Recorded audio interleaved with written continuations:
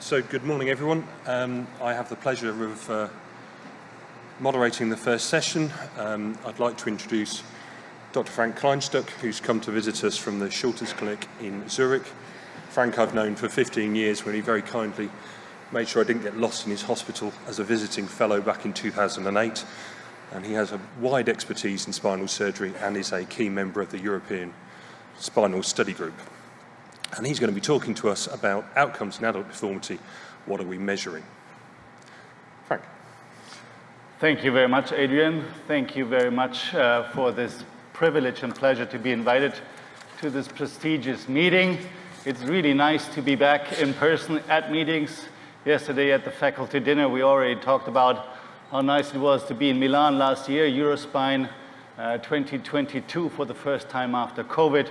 There was really a spirit, and I feel this is like the same thing happening at this meeting. People come together again for a meeting in person. It's just a different vibe. And I feel very privileged to be part of this. This is my first time in Glasgow. I fully concur with the president that there seems to be heat wave. I walked through Glasgow yesterday, and I saw plenty of people in shorts and T-shirts, and I was quite amazed by that. So, a little bit about me. Adrian already mentioned it. I am the vice chair of the Department of Spine Surgery at the Schultes Clinic in Zurich.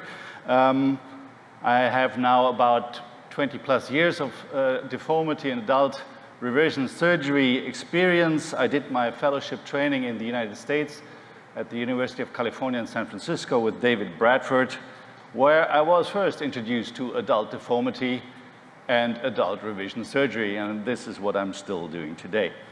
But my capacity today here is being part of the European Spine Study Group, which is an institution, an organization that I would like to present to you in more detail in this talk.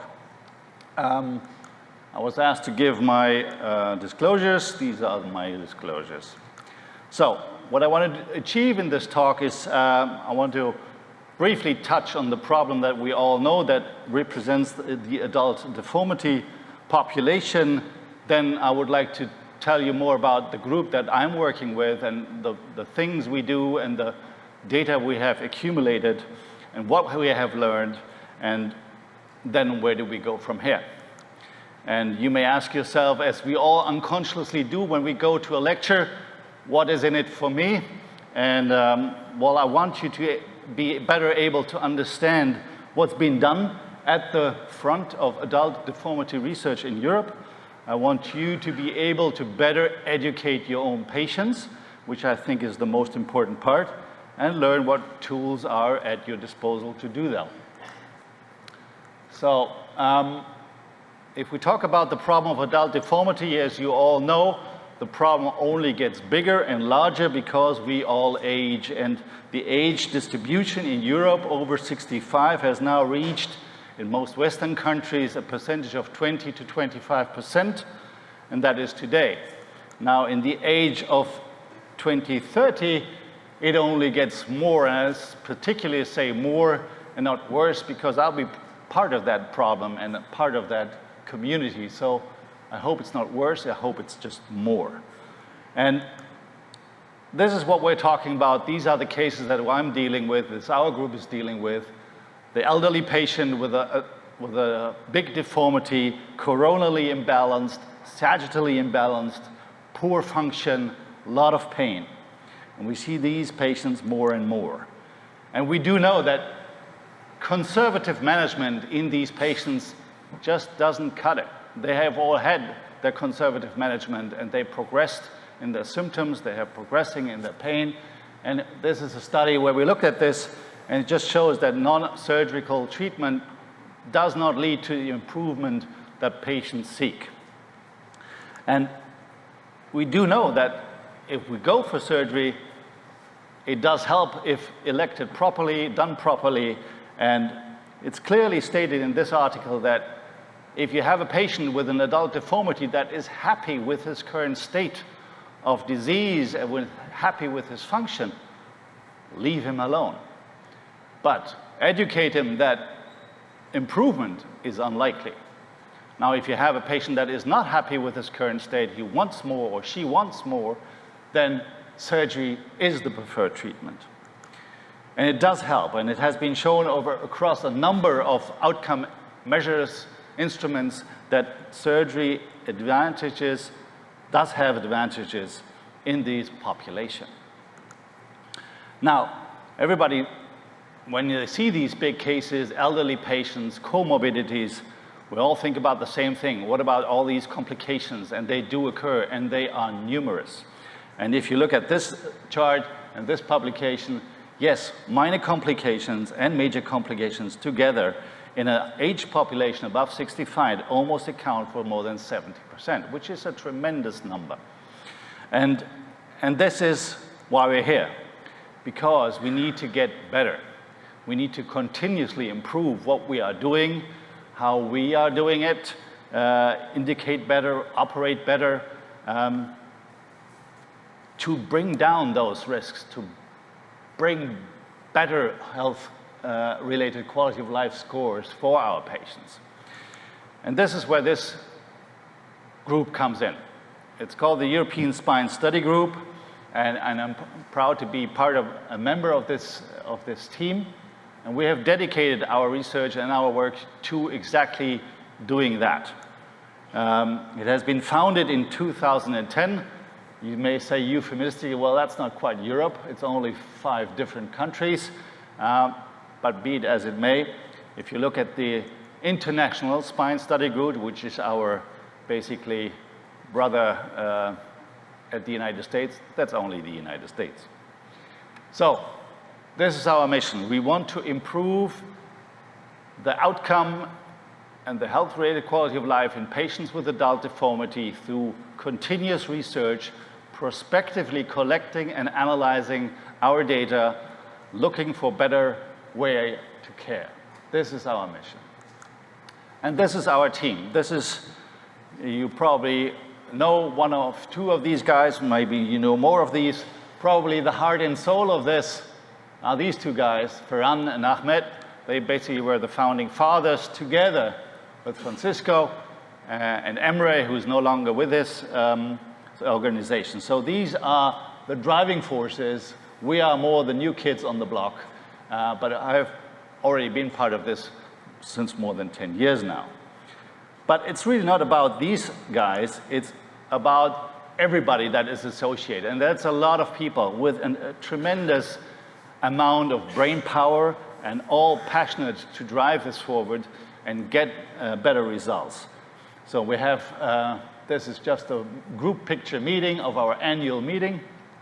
And speaking of brain power, one of your Britain's finest is part of our team, which is Anne Mannion. She's a dedicated outcome researcher with a long and enormous track record, and she's part of our team. We are lucky to have her as our head of spine research at Schulte's Clinic. Unfortunately, she's now going to retire, but we still have her on board for special questions. I'm very proud to have her. Now, how do we operate? This is basically our organizational schematics. So we all cover one hospital. Ibrahim, as the head honcho, even covers 2 hospitals. We all have a local coordinator, a research person that really does all the work. And this is where 80% of our funding goes to, these 5 local resources, research persons. And we are a tight-knit group. We have stayed together for the last 10 years. Just us, it makes communication very easy. We have the same goal. We have the same sort of outlook and philosophy. And this makes it easy to find common solutions, to find questions. But we are open to collaboration, to outside sources. And we have a stepwise inclusion process. If you are interested to collaborate, if you have ideas that you want to put forward into this enormous database and knowledge base that we have, you are welcome to start as a collaborator. If you then have certain requirements, you can become an associate member, still a member. And this work has led to a significant scientific output over the past years.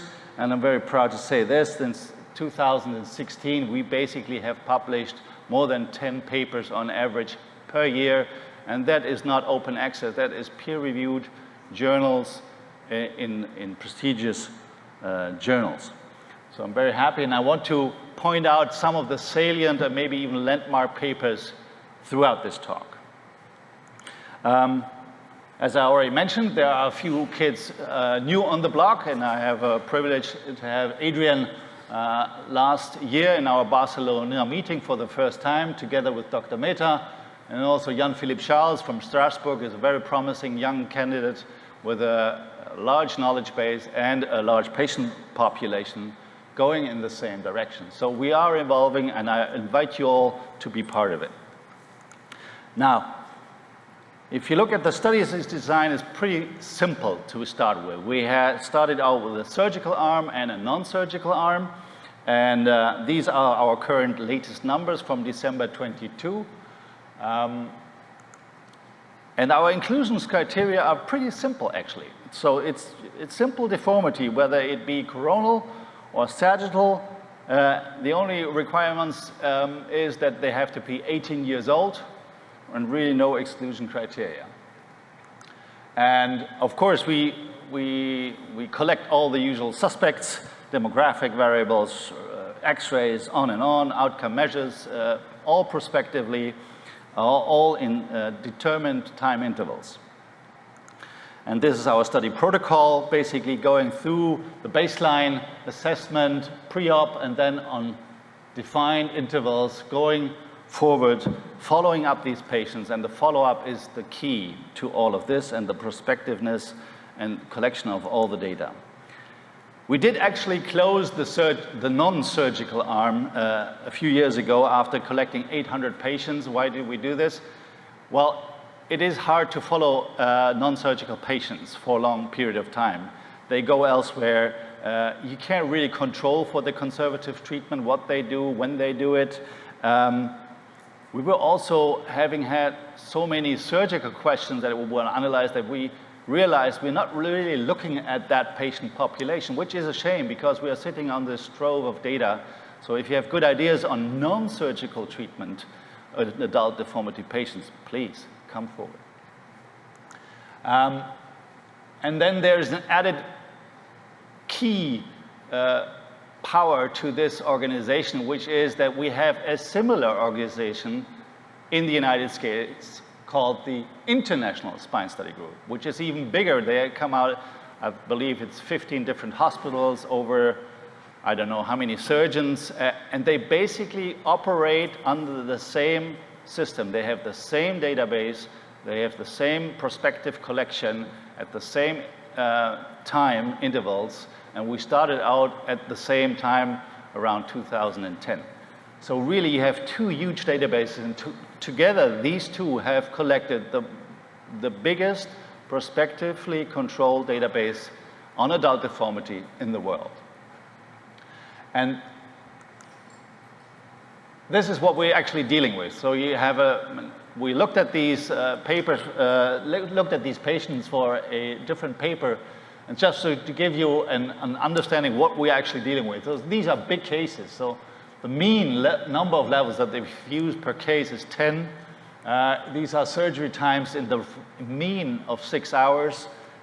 These are almost 2/3 having one form or the other of osteotomy. So these are big cases. Of course, there are the occasional in situ fusion there, and there's even some decompressions in there. But overall, in the mean, these are large cases. And this is what we are dealing with. So, as I mentioned before, follow-up is key, absolutely key. And this is where we shine as the European Spine Study Group, as opposed to our American counterparts. We do achieve a tremendous amount of follow-up at 2-year mark. Zurich is the leader, being Swiss, of course. But why do I stress this so much? Because we have shown in a very recent publication just this year even us as Zurich, we are collecting our data not only on adult deformity, but on every case that we do since 2005. And we have a database of 15,000 patients prospectively collected with outcome. And even us see that with diminished follow-up around the 90% mark, still we see overestimation of outcome if you lose the numbers to follow-up. So think about if you have a follow-up of 50%, you really don't know what you're doing. So be cognizant of that and work on your follow-up. So what do we measure? And why do we measure it and how do we measure it? Of course, everybody starts out with X-rays. This is normal that everybody does it.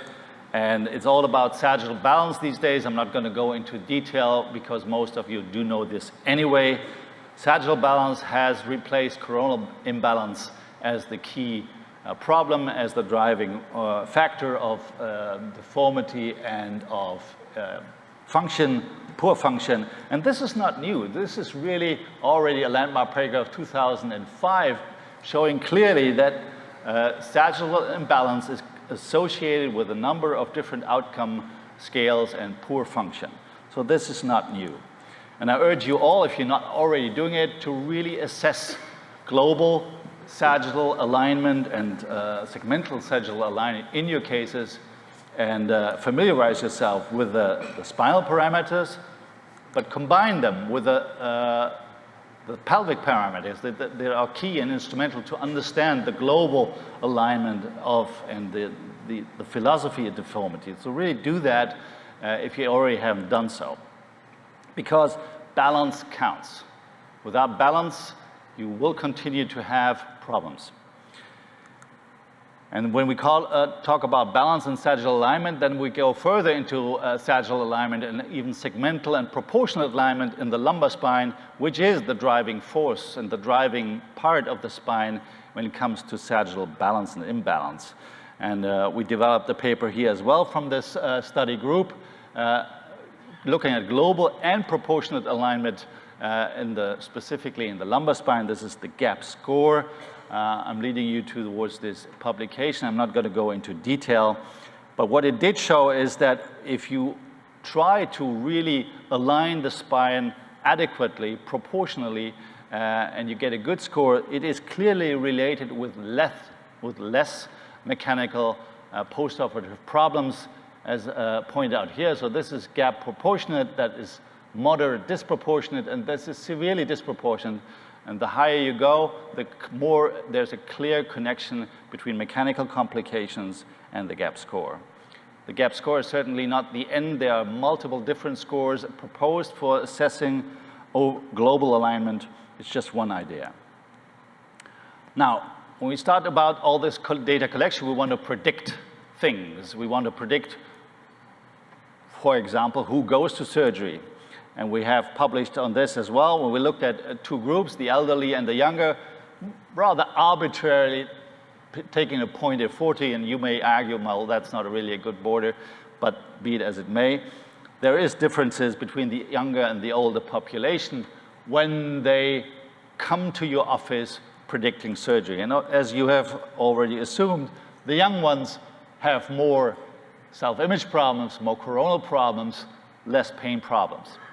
And this is intuitively, you know that. And the older ones, then pain and function becomes the dominant problem, and self-image becomes less, and coronal curve becomes less. So that is not surprising, but it's good to have that in data because then it all feeds back into what I'm going to tell you later. Well, what about outcome? This is one of the key things we all want to know. How will this patient fare? How much will he get improve?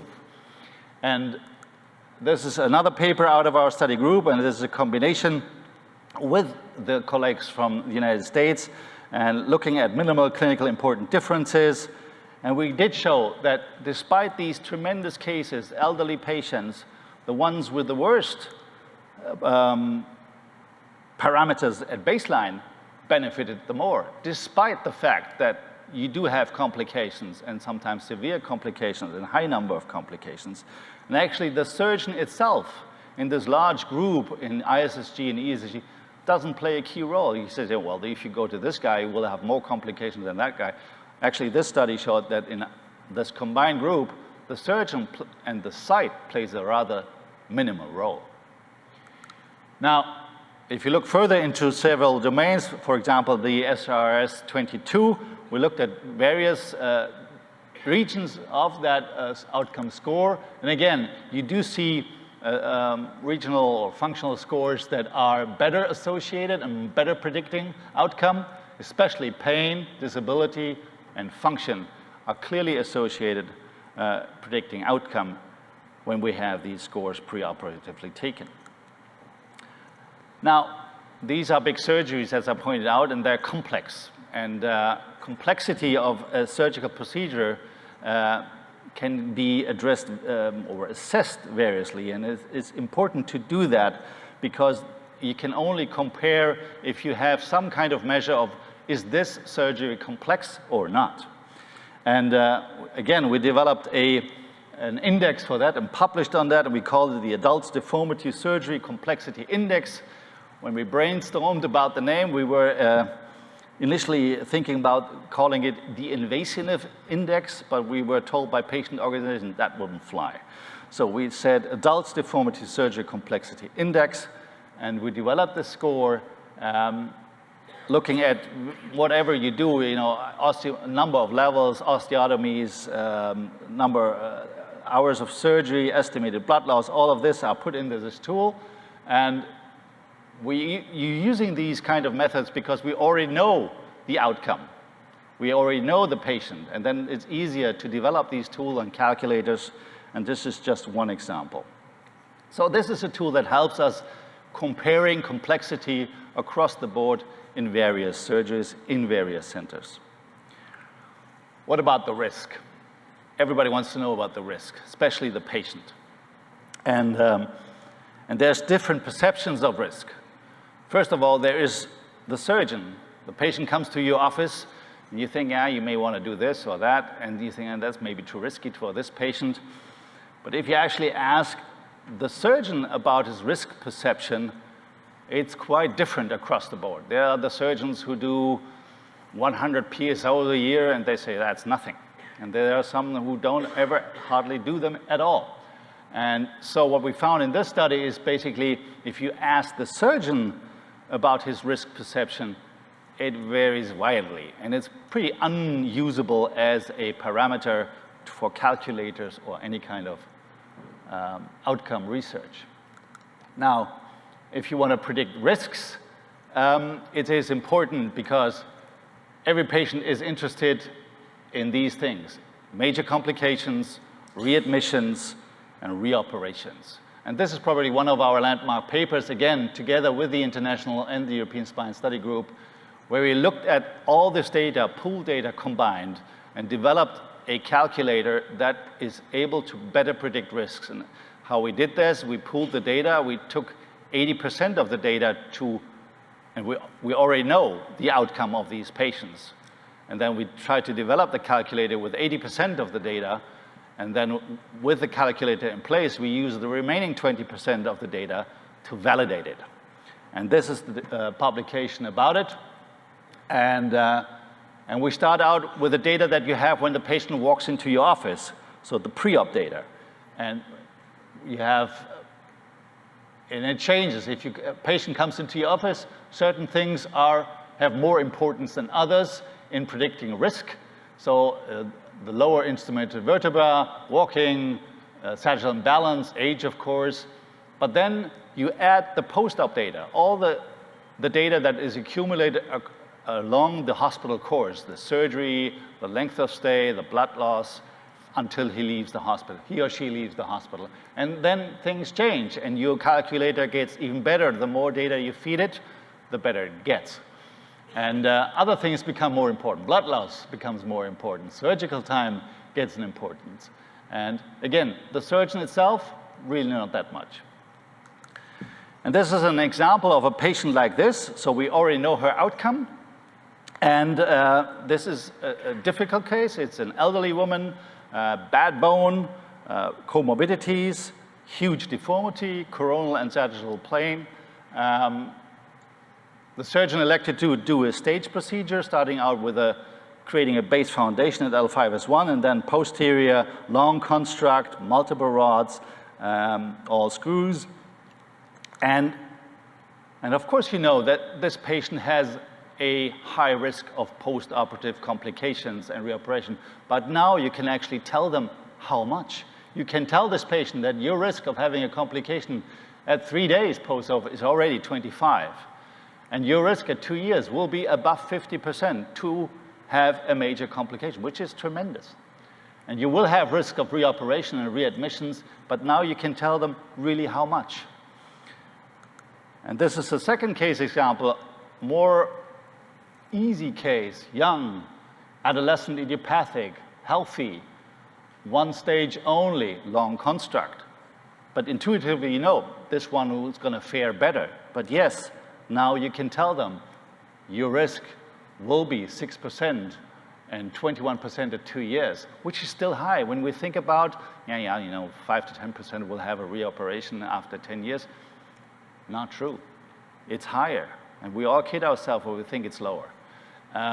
You will have these risks of reoperations and readmissions. Now you can actually tell them what is a good prediction of what you have, because when a similar patient comes to your office that you do not know the outcome, you can now go back to this database and use this calculator with all the data in it and tell this patient, well, you look like this patient X over there, so based on our experience and based on what we know so far, you probably are in that range as well.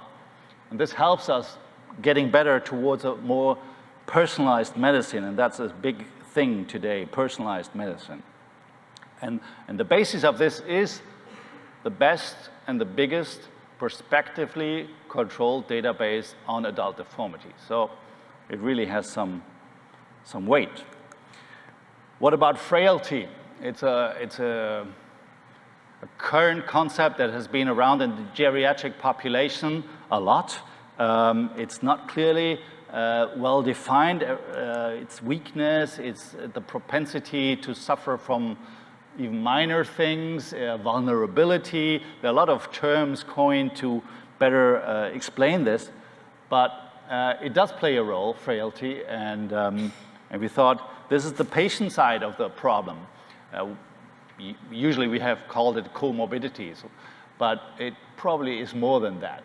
And we also try to develop a score that looks at this part of the problem coming from the patient, and we coined it frailty. And it comes from the American side of the ESSG, but we had the privilege then to counter-validate. So they develop a calculator with their database, and they bring it to us and say, can you validate this? And this is an enormous advantage if you have two separate databases working with each other, but independently. So we have this opportunity, and this is the publication where we validated this frailty index for adult spinal deformity. And of course, again, things are clear in your mind. You know already, yeah, a frail patient will fare less well. But now you have numbers. We calculate this as a binary system, so it's a value from 0 to 1. If you are smaller 0.3, you are not frail, then you are frail, and then you are severely frail. And again, clearly it shows if you are severely frail versus non-frail, all these complications rise significantly. So be it infection, reoperation, length of stay, everything is worse when you are frail. We know that, but now we can put a number to it, which helps us then again to calculate better. So what do we do with all this data? We do what everybody does today. Be it x-rays or outcome or risks or frailty or complexity. We find a big data analyst and we feed it to the machine because that's all the rage.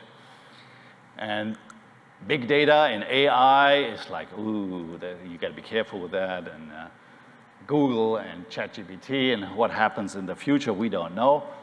But I want to give you a more positive outlook on what can be done with these tools. And every now and then now and then you come across a person that is far beyond their age, bright beyond belief, and if you find a guy like this, and we did find this guy, and it's called Miguel Serra Buriel, and he's a PhD in economics at the University of Barcelona, working for health insurance companies and health department of in Barcelona, looking at big data in health economics. And Ferran found him and said, you are the man, and can you look at our big data? And so he looks at our pool data from ISSG and ESSG, and he just smiles at, that's not big data. Google is big data. This is not big data. But still, he was willing to collaborate with us and help us along, and since we are continuing to do this, we try to increase our big data. So what is the advantage of actually using this powerful tool? What I show you so far is all prediction models. The predictive models have their limitations. You use defined factors and you look for the associated outcome, and it's a closed concept. Whereas an unsupervised learning process in an artificial intelligence is completely different. You feed it the entire data and then ask him questions. And then without you knowing how or when, he may feed you something back. Of course, you have to then reassess it or reevaluate, but it's amazing what can come out of this. And this is probably the landmark paper that we published on this combined ISSG, ESSG approach on adult deformity data with artificial intelligence, looking at clusters. What does the machine see in our patients? How does it organize it? How does it see similarities and disparities? And this is, out of this paper, is basically, we fed the machine all these patients, and he said, well, you're basically dealing with 3 clusters. And again, intuitively, we may have known this, but now it gets much more concise. It tells you, well, you actually have 3 different patients. You have the young ones, healthy with a coronal deformity. You have the old ones without prior surgery, average health, and then you have the old revisions. And those 3 are distinct entities. They have similarities among themselves, a big difference among the others. And each of these points represent one patient, and the closer you get to the center, the more similar they are, and the more outwards, the more extreme they get.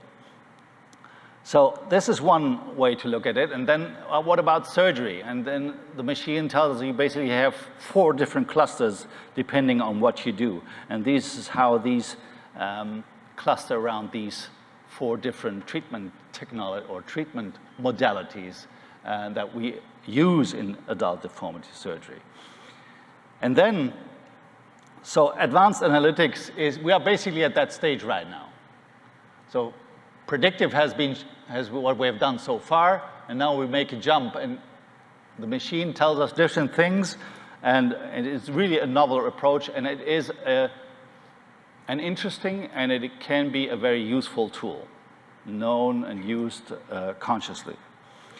So if you are interested in the subject of artificial intelligence in adult spinal deformity, this is a very good overview paper recently published, and I recommend you to read it as well if you are interested. Now, then we combine these things. Now we have 3 clusters looking at patients, 4 clusters looking at the surgical techniques that we used.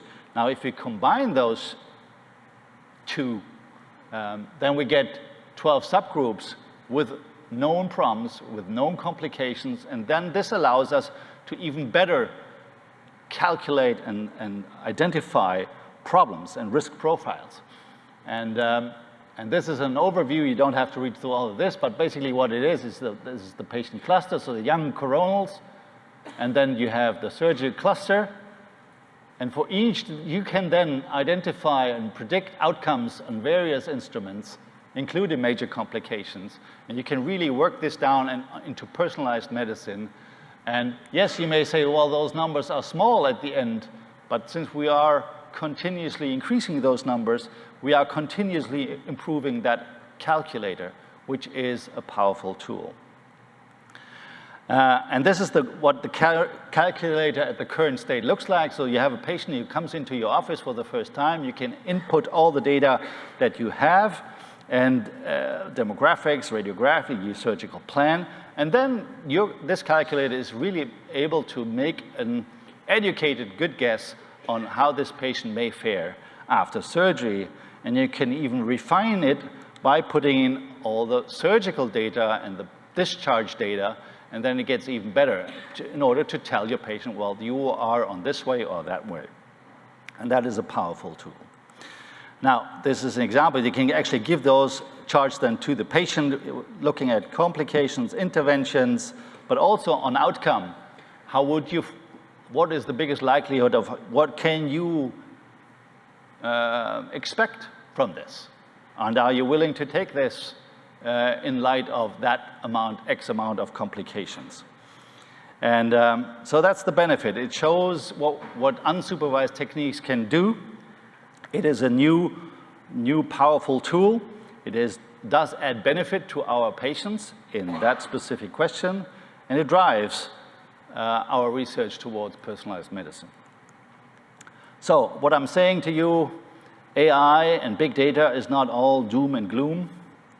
And there is, and that is another powerful paper, and I'd like you to read it, one of our best, is demonstrating what we then actually have learned from all this work that we have done. And we're looking at the course over time. And it is showing us that we are doing the right thing, and it is the right way to go, because if we look at our data at 2010 and at 2016, we clearly improve. Our complications rates do go down. Our outcome measures do go up. So it does change the way we treat, and it does help our patients, and that is the biggest benefit of all of this. And this is, if you look at the number of complications in the early stages, and if you look at them now, major complications, reinterventions, all these numbers go down. So we're doing a better job today than we were doing 12 years ago, thanks to this. What's next? I think we have analyzed enough X-rays and outcome measure scores that we need to close the window, because we're still missing information. And a lot of it comes with biology, with genomes. We don't have a clue why one person is faring better than the other or worse, despite all the parameters being the same. And I think this is the missing link. We have to look more on biology. We have to start creating a tissue bank, looking at muscle tissue, at bone, at disc tissue. And we are in the process of setting this up, but it's expensive and it needs funding, and it's not an easy task. We need to be better at measuring function. We ask our patient about outcome, but we're really not that good at measuring function in a lab in a concise, repeatable way that is accepted across the board, be it muscle strength, trunk stability. There are some approaches in gait analysis, but we need to get better with this as well. And then we have also branched out with a project together with the university, the Technical University in Zurich, which is a great institute as well, combining our data with very intricate finite element modeling the entire spine in the deformed state, modeling it after our X-rays, and then looking at various points of stresses, load, shear stresses, compression forces, estimating and predicting, well, this alignment may lead to this stress and this result. So this is an interesting ongoing project that will create more insight in the future. So my message to you, adult deformity is going to continue to be a part of our daily professional routine. It will get more, and we can do more. So I think the approach is to coordinate our efforts, to collect the data prospectively. I think ISSG and ESSG have done a great job in that field, and I encourage you to collaborate and bring your ideas, because there's a huge pool of data waiting to be asked. AI is the next step. And individualized medicine is the way to go because every patient that comes to you wants to know what's in it for me. And with all of this, I'd like to thank you for your attention.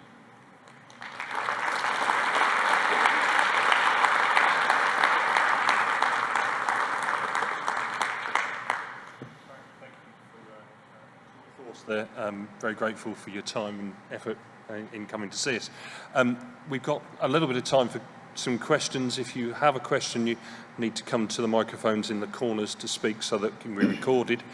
While we're waiting for people to think of their things, you talk a lot about ESSG and ISSG collaborating, but are there differences? One thing I point out is follow-up. I think they do fare less in follow-up, which makes you always be more critical about any data that you analyze with it. They are different. They are more inhomogeneous. There are very different characters there. They have a harder time to find common solution and decisions.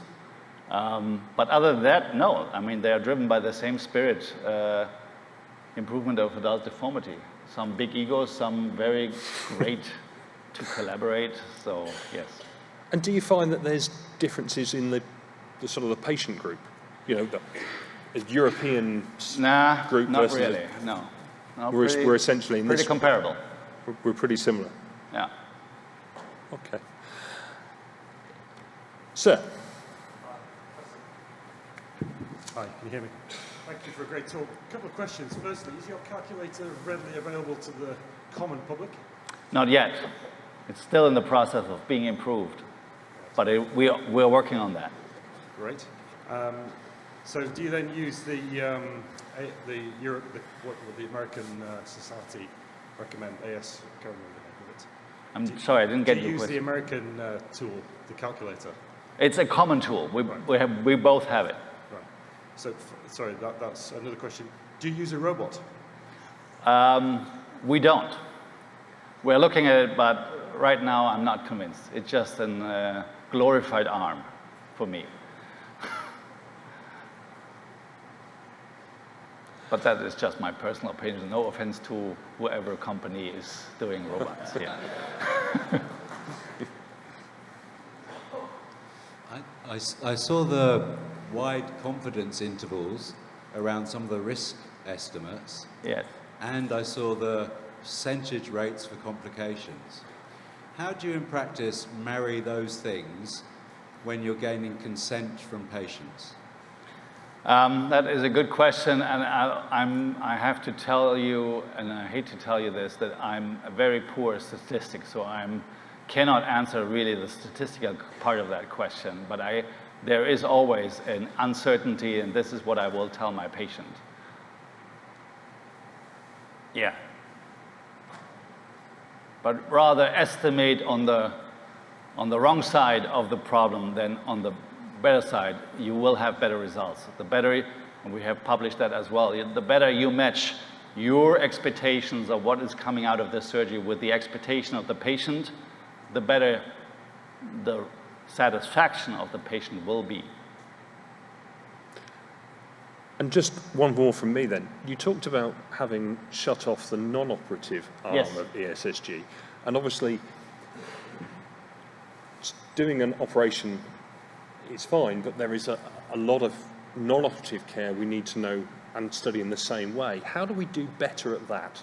How do we do better at collecting non-operative data in a similar collaborative fashion? That is an excellent question that I would want to put back to you, since we are Thanks.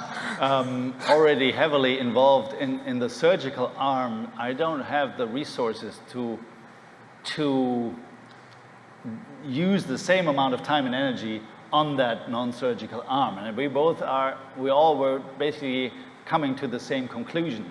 And we didn't have the same driving force and good ideas. We did some papers on the non-surgical arm, but really not in the way. And again, collecting this data prospectively at set intervals with controlled follow-up in conservative management is really hard. But it might be something that the model could be used two societies that do. Could be, but we already know that from the previous papers that conservative managements in a large number of these have already failed. So just doing more of the same, maybe if you really have new aspects that haven't been tried before, yes, maybe yes. Okay, is there anything else that anyone would like to ask before I draw this to a close? No? In that case, Frank? Thank you very much. Great.